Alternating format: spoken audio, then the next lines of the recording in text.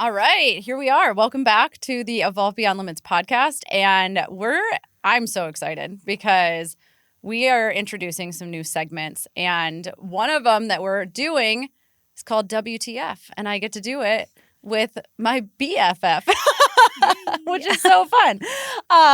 So the whole reason behind this segment and why we wanted to start it is because we just wanted to create a space where we can talk about things that everybody is feeling, but nobody's talking about. And we're kind of talking about them behind closed doors, but we're not really talking about them out in the world.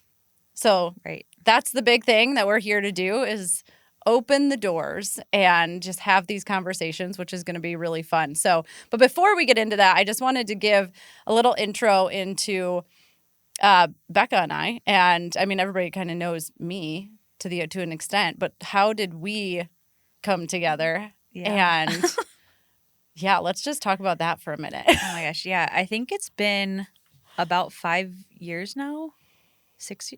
Between 5 and 6 years. But you lose count after a certain period of time. It feels like way longer.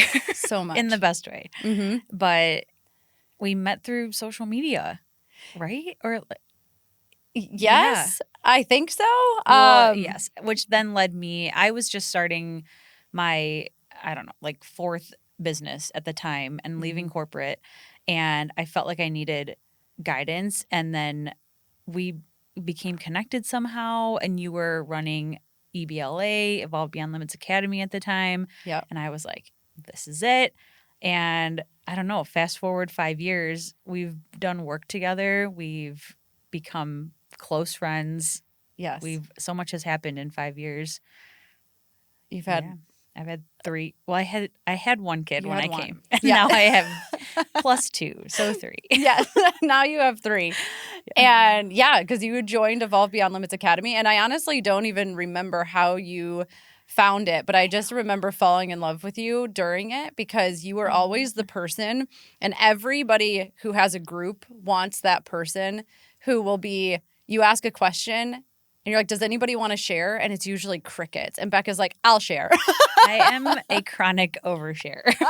So it's a blessing and a curse. But yeah, I mean, I think sharing is great. It helps. And that kind of feeds into what we're talking about in this segment.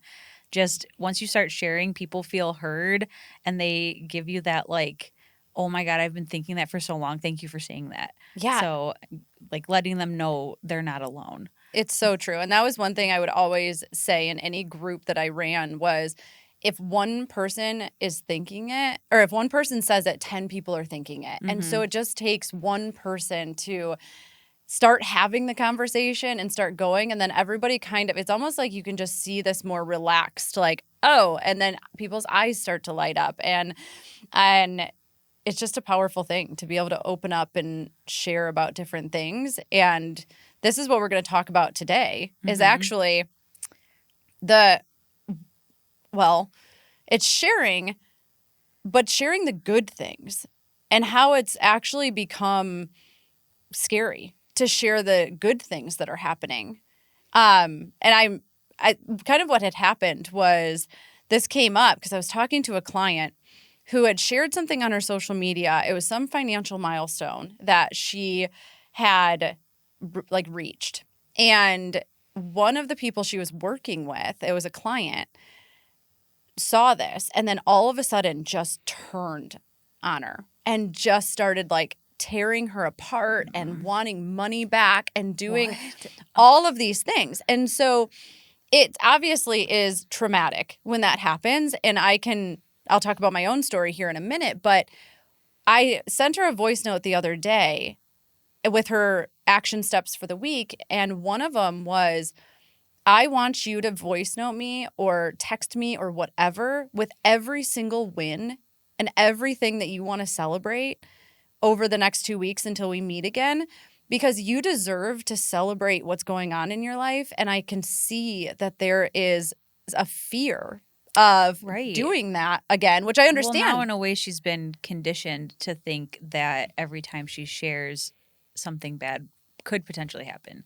Yeah. Because that's what did happen, unfortunately. So yeah. And how hard is it to share in the first place? It's so hard to share in the first place. And even in my own story, as somebody, I mean, I shut down for almost 2 years because a similar situation happened. And Andrew actually asked me over the last couple of months, we've been rebranding Evolve Beyond Limits, and something that Andrew was like, why aren't you sharing this process? Like, why are you not like posting things about how excited you are about the new brand and what you're doing? And I was like, I don't know. Like, I really couldn't put words to it. But the revelation I had after I had this conversation with the client was, oh my gosh, I am terrified to share the good things that are happening. Because the last time that things were going really well in my business, and I was so excited about the work that I was doing, and I was so excited about, I felt like I was finally myself, and I was sharing all of that, some of the closest people to me started to question, well, one, like my authenticity. They started to question, they like, are you okay? And I'm like, I'm better than I've ever been, but all of a sudden you're concerned about me. And it was in that moment that I realized that I am hiding.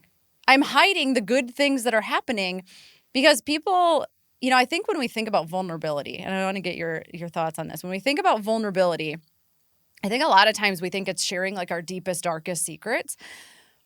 But vulnerability is authenticity. It's being yourself. And Right. so I am an excitable, passionate, joyful, like the stupidest things make me so happy.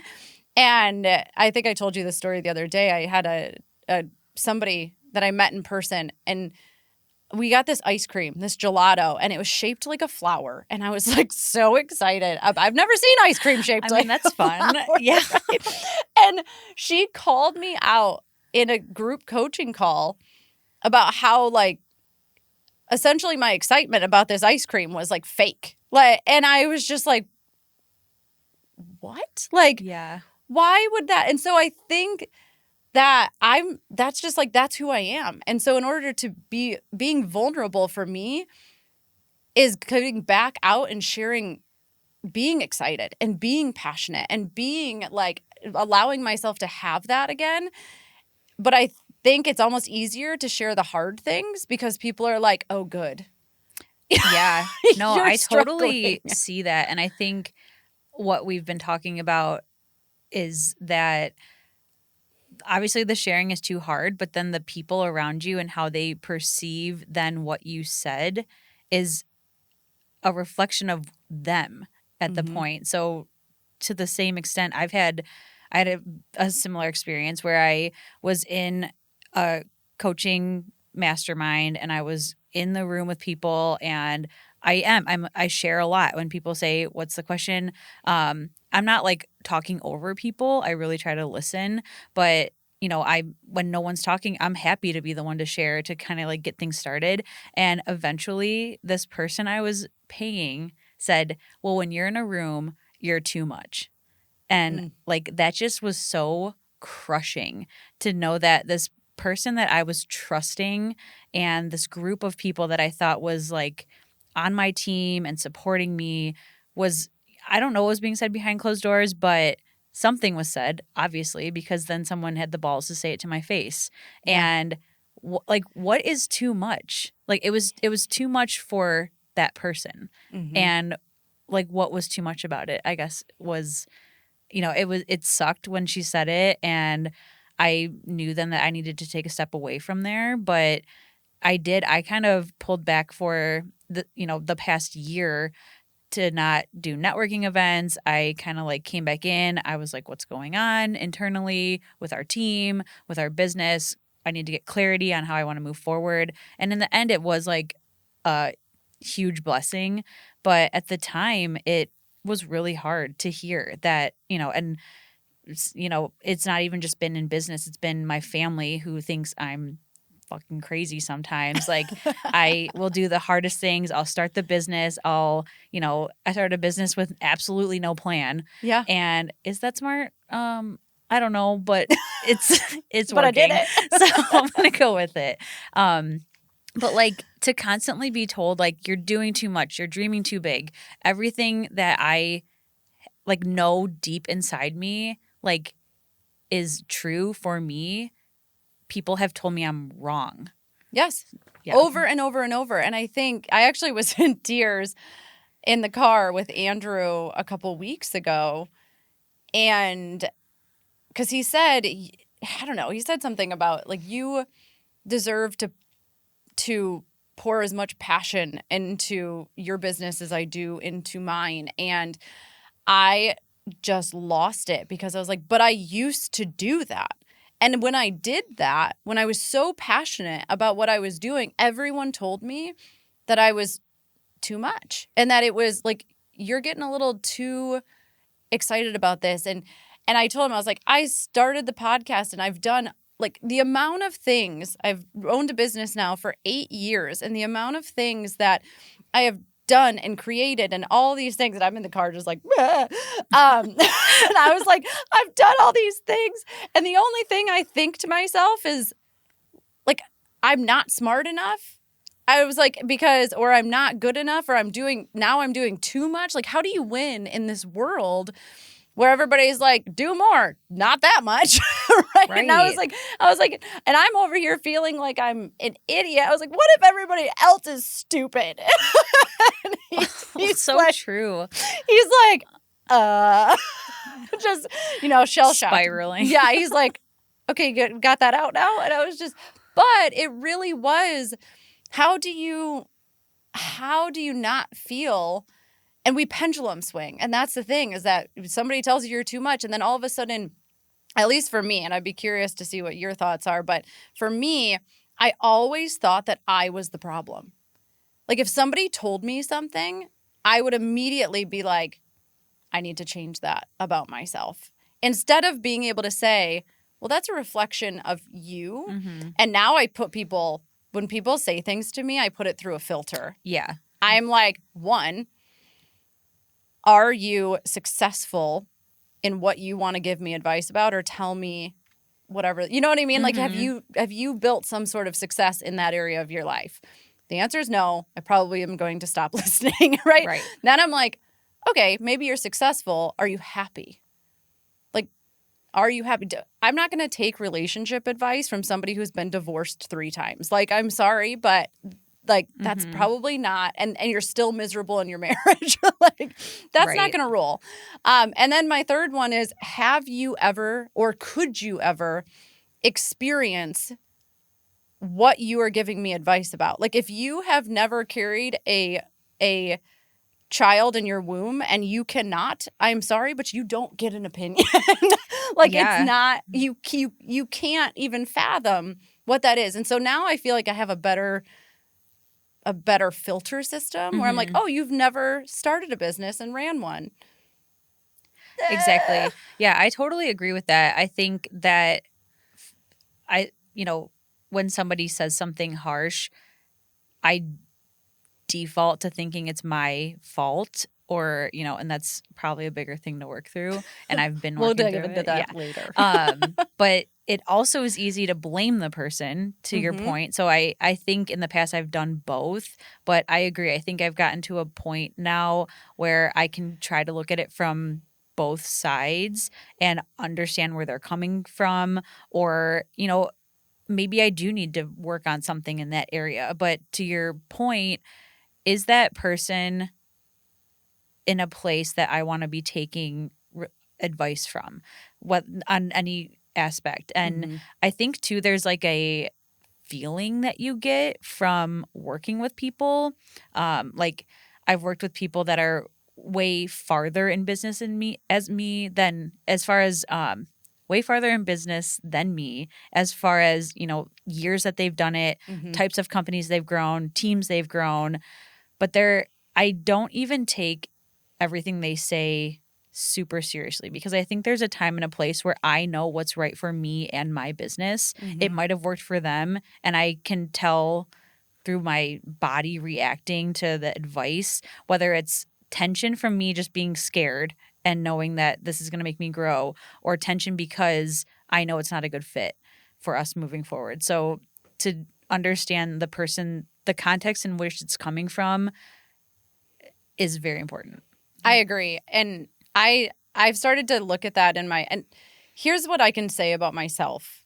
And this is something that I can stand on anymore, is I am very self-reflective, right? So if somebody says something to me, my default is actually to think that I'm the problem. And so sometimes I have to be like, maybe I'm not the problem, right? And I have to look at it through, like you're saying, all these different lenses. But I will look at it. And it just is, how long am I going to look at it? And but you said something so important that I want to point out, which is don't take it too serious. As long as we can take it lightly, I think that matters. And I've also put myself through, I have a lot of filters that I put things through. Is what I've like learned these like filtering tactics. But I'm like, how do I know if something is true or not? And your body will tell you. But I know that if I get defensive, there's 100% truth in whatever that person is saying. Right. That I'd rather, like, if I start getting defensive with Andrew or anybody, I know that I need to look at something, because it's either that I'm not convicted enough in, like, I don't feel as strongly about something as I thought I did, or there's probably something I need to look at there. But if I get, like, when something isn't true, I usually, it's like the emotion that I can put to it is I either get sad, where I'm like, I can't believe that you think that about me. Like, goodness gracious. Like, that just makes me sad that you think that you can't see my heart through this, right? Or it's like shock. If I'm shocked by what somebody says, I'm usually like, it's probably not me. Yeah, and I think the delivery from the person, if it is a little intense or aggressive, then you can kind of assume that it's a them problem. That's true. Yeah, no, I think that's great. Yeah, but like it is so hard to just understand like why what someone would deem too much. Like, what is the level of too much? I think it's when we are pushing beyond somebody's current limit, and that they start to, it's like the crab in the bucket thing. Like, if you've never heard this, it is, if you put a bunch of crabs in a bucket and one tries to climb out, all the other crabs will like grab it and pull it back down into the bucket. And I heard there's it's all fear. And I remember something that allowed me to have so much more compassion for when people were, like telling me that I was too much, or my dreams are too big, or I'm too passionate, or whatever that looks like, is that people are, especially the people closest to you, because I think that is also really hard, is that oftentimes it's the people that you thought for sure were coming with you on this journey and were like your biggest supporters are the ones that start to turn. And you're taking, it's like, what just happened? And I mean, the fun part is new people step in and you're like, I never thought you were coming with me, right? So it's like us sitting here right now. Literally. Truly. Yeah. But one thing that I heard was they're so afraid that you're going to outgrow them. And you're pushing them to say, do I need to look at my life? Do I need to question am I being complacent in my own life? But really what it comes down to is they're so afraid you're going to grow apart from them that they push you away. And they're trying to hold you back so that you don't leave them. Exactly. And that you don't grow out of it. Right. And I mean, it is because they love you. Yeah. And they want to keep you safe. But to also, it's like the oldest saying, like, if you love something, let it go. Right. It's like a bird. But I mean, how true is that? Because if you truly love me and want me to succeed, you will let me go do whatever I need to do. And I think, to say the closest people, I had like a really hard time when I was growing my business with my immediate family, like my mom and my sister, constantly telling me like, what are you doing? That's too much. You're doing the wrong thing. And I had to, now fast forward 5 years, we've gotten through it. But I think what you were saying about trusting or knowing that new people will come in, you have to learn to trust that and then trust that the process is going to work for you, because I could have never fathomed the people that have come into my life in the last 5 years in the best way. And unfortunately, some people are not there anymore, and not that it's all negative. We have just grown apart, and it's not because anybody's right or wrong. It's just because we're on different paths and different journeys. Yes. And it's funny because sometimes people will go and then they'll come back and you'll be like, wow, okay, I didn't expect that to happen. But I think that there's just a huge opportunity for us to come, because when we think we're coming, we're actually going to talk about this in other things too, but when we think we're coming from love, oftentimes we're coming from fear. And if you think you have to hold someone back to love them, we're not. That's not love. And I'll never forget a conversation that Andrew and I had 5 years ago where we felt as if we were just kind of growing apart and doing different things. And we sat on a beach in Cabo. I'll never forget. It was like over I don't know, probably a cocktail. And probably like 3. A lot of tequila. Obviously. And but we made a promise to one another. And we said, no matter what happens, we have to lead our relationship from a place of love, which means that if you outgrow me, we have to let each other go. Like, I will never hold you back from being the best version of yourself because I'm scared to lose you. I'm just going to have to trust. And can you just be secure enough in yourself to walk that path, even if we're not, even if it's so rarely perfect. I mean, you and I say all the time, we're like, I feel like we're on the exact same path, but it's not always like that. And can you love somebody through, the good and the bad and not tear them apart when, they're struggling, or not, the I told you so when something doesn't work out, but then can you celebrate them when things are going really well? Yeah. And I wanted to circle back to us talking about sharing and constantly putting things out there and your stories out there and being a little bit too much, maybe, because those people that, how you said, maybe they come back into your life. I've also had that happen where even though they might not be directly in your life anymore, they're still watching, and you don't know what they're going through, and your voice and your stories might help them get to where they need to be. So the whole aspect of it is that, we've both been told that we're too much and too loud and dream too big and have too many ideas, but keep feeling that, because I don't know if everybody feels this way, but like, I know deep down so profoundly that I have big goals and I know that I can reach them. So like, if somebody shares something with you, support them, even if you have a hard time. And like, just, I guess the big takeaway would be to take a minute and reflect on your reaction. So if you want to tell them, no, that won't work, let me tell you 5 reasons why that won't work. Why is that your reaction? Yeah. And maybe wait.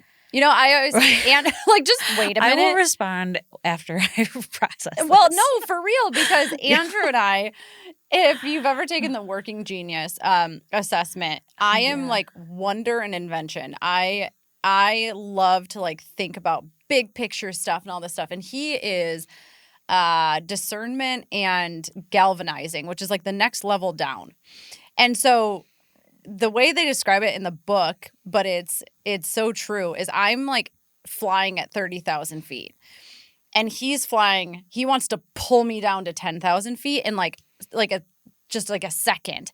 And he'll be like, so he sometimes what he wants to do is to take my ideas and bring them down. Well, how is it going to work? Right. What's this going to be? What's that? And I was like, you cannot crush a dreamer faster than making them think about logistics. Like, I do that a little bit. I love a process. right. And so, but that's okay, but wait. And that's what I've Right. always had to tell him. I'm like, when I'm dreaming, let me dream.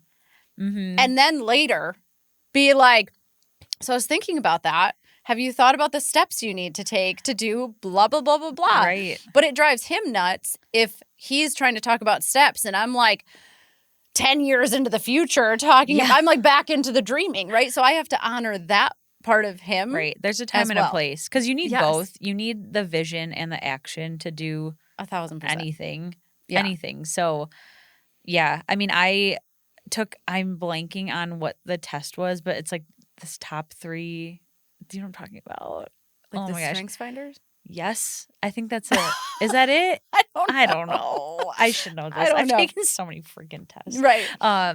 But I don't know the word that it used, but it was that my top strength is that I can see people's oh my God, what's the word? Potential. Yeah. Potential. Got it. Dying. Words. Have you ever seen Camp Nowhere when he's like, you have a lot of potential? I haven't. We have so many things to watch. Oh, it's the best. Great movie if you need a movie reference. But yeah, I can see people's potential in them. And that gets me in trouble a little bit. Mm-hmm. But also I try to think, people do need to be pushed a little bit. Mm-hmm. And if you might know, I've had this happen so many times where people will say, like, I have this idea and I don't really know what it comes to, and I can just see the future for it. And how they react then to my pushing them, I guess, is then back to the reflection of themselves. So, yeah.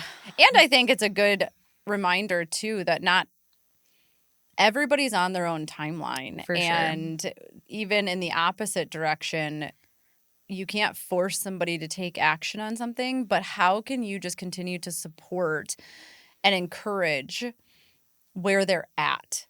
And so if somebody's dreaming maybe bigger than you would dream, can you support them in where they're at? And also for us who tend to dream, probably we do dream really big. Mm-hmm.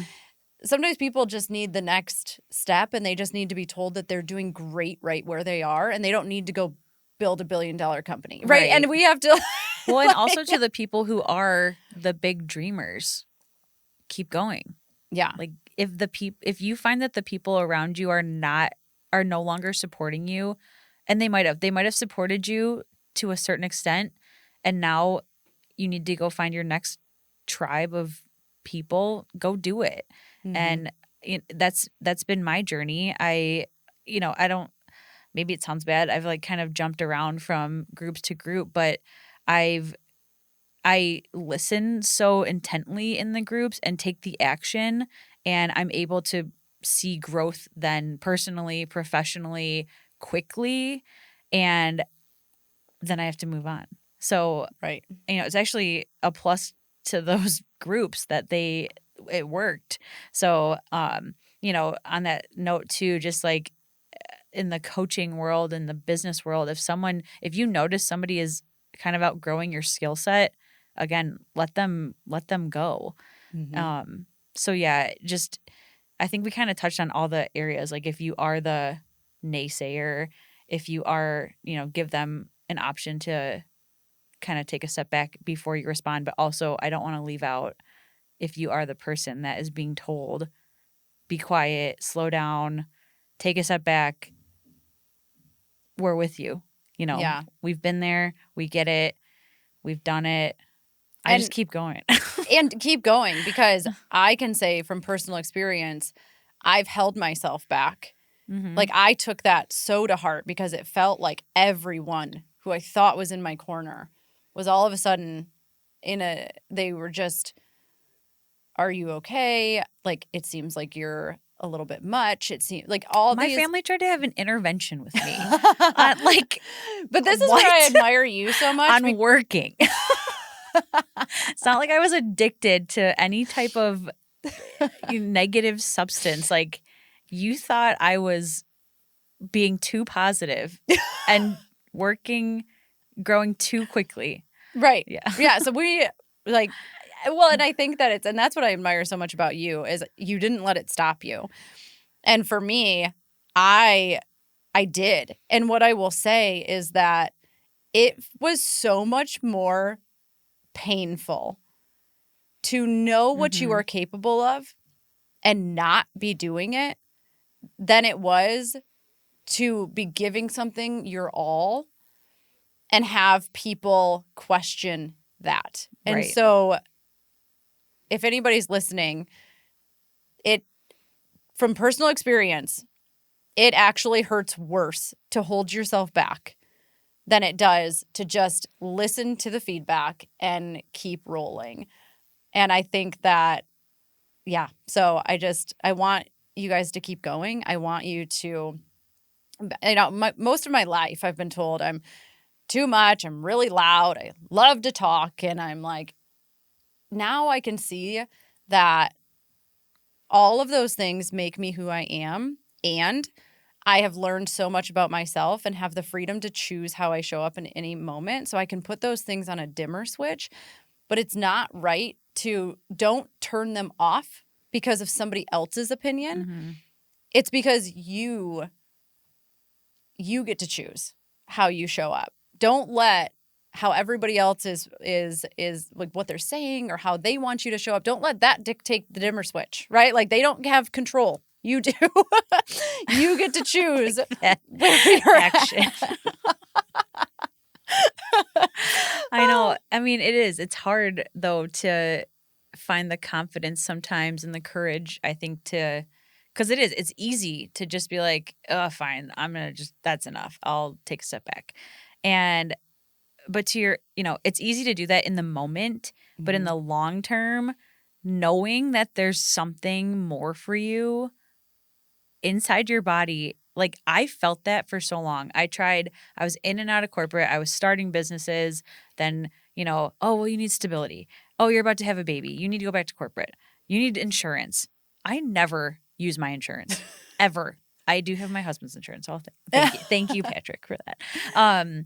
But I was like trying to follow what is quote unquote normal in society. But there was this literal urge in me to like give it the middle finger and be like, I'm off on my own. So I think about how many people are out there feeling that way, sitting in their desk job and just knowing they are made for more, but being told by everybody else why it's not going to work. And I think that the advice both of us would give, I don't want to speak for you, but is that that's probably right. Let's see. Let's see how in alignment we are on this one. Is get into a different room. Like surround yourself by by people who think different and allow, I think we had written down something because I think Alex Hormozy talked about how people want to see you successful until you're more successful than them.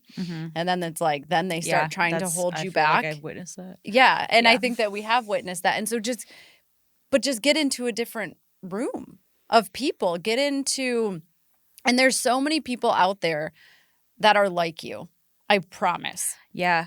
I think to that, it's easy to have blinders on and think, where are the rooms? There's no rooms. There are so many freaking rooms. There are so many events happening. You can walk into your coffee shop and just start talking about your business or your life or what this dream you have. And you have no idea. When I started my business, I would literally walk around. Like I was at this furniture store in Plymouth. And I remember telling the lady checking me out, I'm starting this business. I'm going to do branding and websites. I already do it, but I'm doing it on my own. Guess who I just had a discovery call with 5 years later? No way. Yes, because she's starting a business. Oh my gosh. Yeah. So, I mean, you don't have to find a reason why you can't get out of the room you're in, is the point I'm getting. use your day-to-day life to be a walking billboard and just put your dreams out there, because you never know who's going to be the person to encourage you or help you take the next step or give you the key to the room. Remember, we used to be like, we need to get in the room with the millionaires, but like, where's the room? We can't find it. And somebody like, have the access panel. where is the password? It is. You think there's this like secret key, but there's not. You just have to keep going and keep listening to your instinct and following the path and knowing when to say yes and when to, tell people it's time for me to move on. Yeah. In a nice way. In a nice way. But when you get that opportunity, take it. Like, yeah. And I think that's another thing. It's like, you'll think you're not ready and you're going to think all these things. It's just like, just go, like, do the thing. And so I think this is a perfect place to kind of round out this episode. And along with every Evolve Beyond Limits episode, we're going to give you action. We want you to work this muscle, like work the muscle of sharing, because it is, oh my gosh, it is scary to share your big goals. It's scary to bring people in on the process. But I always say that your throat, like if you think about your throat energy center, your chakra, I call it's rallying the troops. Like when you start to talk about what you want to do and what you are out to accomplish, you will start attracting these people that want to help you, because not only now your energy is going towards it, but now all these people are looking around, looking for opportunities to bring to you. Like they can't they want to be involved. And the people who don't want to be involved are just going to fall off, and that's fine. Yeah. But start talking about what you want to do. You know, I know a big thing that we're working on right now is we revamp Evolve Beyond Limits and do all of these things. It's like we're working towards the goal of 1 million downloads. And so I need your help. Like I'm going to need.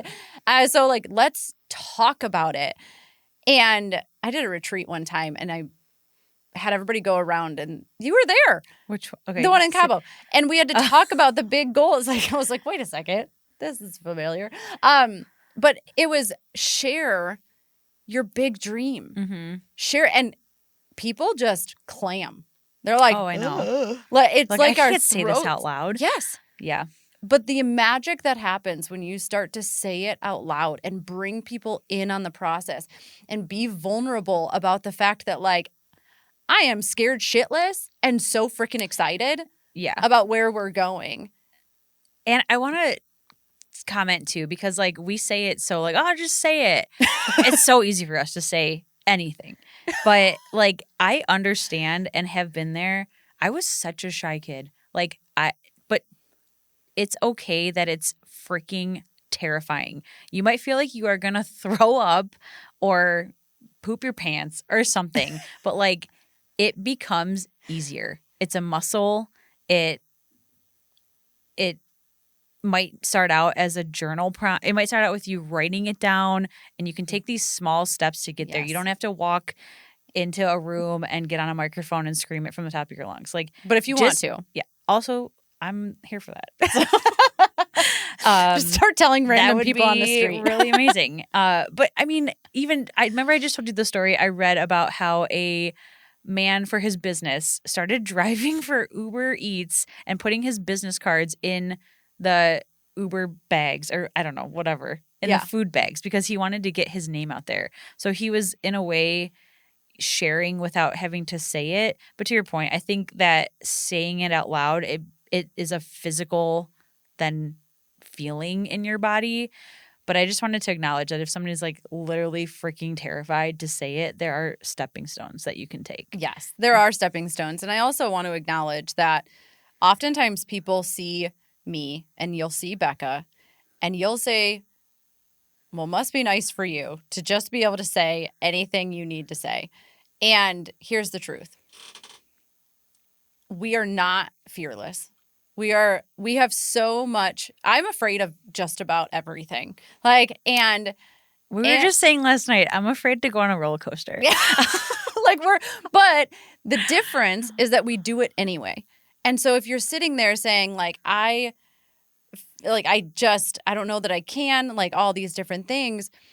It's being fearless is not like not having fear. There's so much fear there. And we choose to do it anyway. Like we are like, I don't want to, and I'm going to do it anyways. And I think that is such a huge mindset shift to have. Blah, blah, blah.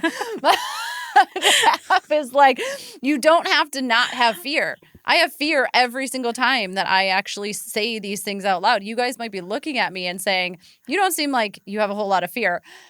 But I do. And I just choose to do it anyways. And I think that is, if I could give anything to anyone, it's like, let the fear be there, but it doesn't get to dictate what you do next. Mm-hmm. Still open up that throat. Start singing in the shower if you're having a hard time getting things out. Like, just find ways.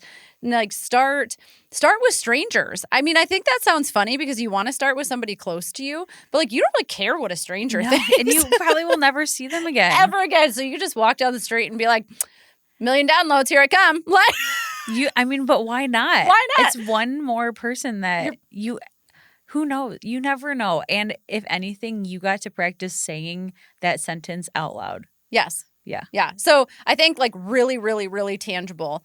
Find a way to set a goal, because a lot of times women, and not just women, but I actually had a client the other day. He's a man, and he was like, he didn't want to set a goal. We set vague goals because then we don't actually have to reach them, and it's a way that we self-sabotage. Mm-hmm.